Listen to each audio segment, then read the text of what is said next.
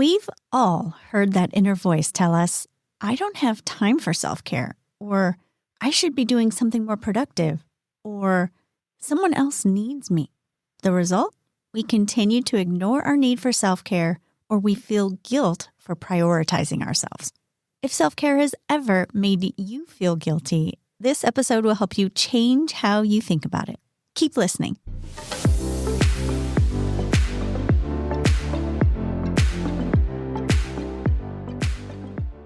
Hi there, my friend. It's me, Karli, your favorite Gen X dealer of positive vibes, life and wellness coach, and founder of Flipside of Midlife, a community for women in midlife and beyond.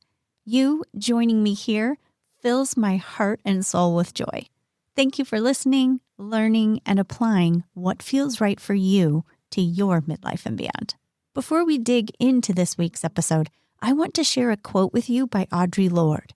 Caring for myself is not self-indulgence, it is self-preservation. If self-care is sometimes difficult for you, what if you shift how you think about it? I hope Audre's quote provides some inspiration that helps you create that shift. In this episode, I want to explore why self-care can feel uncomfortable in midlife and beyond, and then share a few ways to practice it with more ease and confidence. Ways that are sustainable and guilt-free. So let's start with the discomfort you sometimes feel around self-care. By the time you reach midlife and your awareness of your desire to care for yourself grows, it can make you a bit squirmy to go against the decades of conditioning behind you.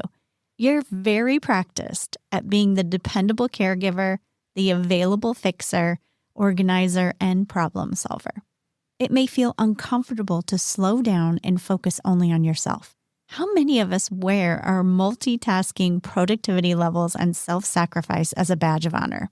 Self-care may cause discomfort because you worry about what others will think if you prioritize caring for yourself. Do you ever think that others might see you as lazy, selfish, or weak? If none of that resonates with you, have you ever noticed yourself over-explaining choices you make, seeking external permission to practice self-care, or waiting until exhaustion forces you to slow down? Those are some common examples that a level of discomfort exists around self-care, my friend. Let's talk about how to make self-care feel easier, sustainable, and guilt-free. First, define self-care on your own terms. Self-care isn't a one-size-fits-all. What supports you may look very different from what supports me. Isn't that freeing to realize? Define self-care for you, and it becomes easier to release any preconceived notions and actually make it happen. If you feel the word self-care is difficult in itself, go ahead, call it something else, something that's more neutral for you. Perhaps you choose nurturing, tending, or maintenance instead. Do what you need to do to get into a positive headspace around self-care, or whatever you call it.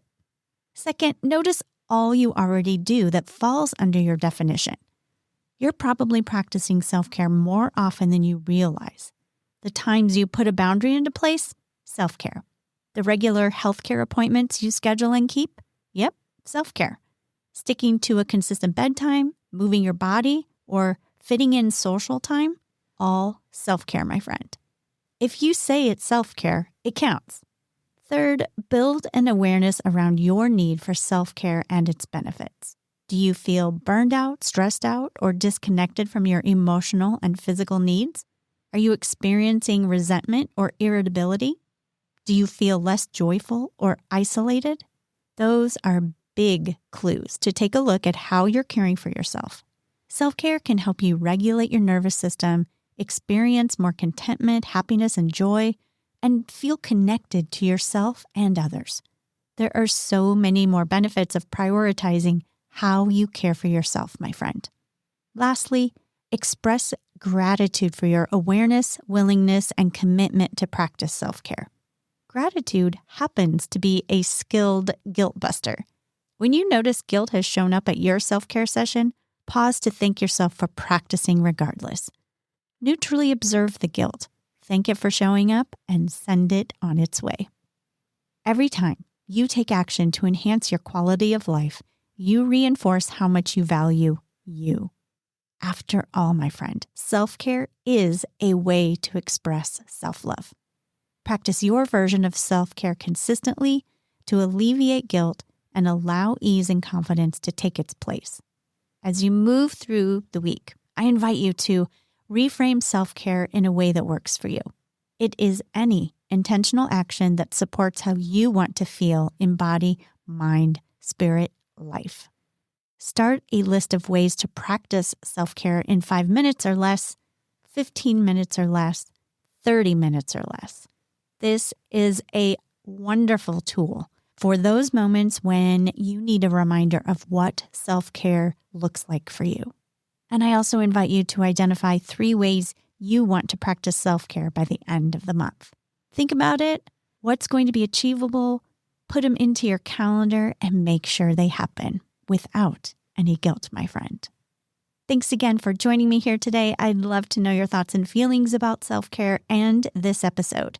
Reach out to me at Karli@flipsideofmidlife.com to share them. I personally respond to every email. Join me next Wednesday when I share why alone time is so valuable here in midlife and beyond. I can't wait to meet you here for it.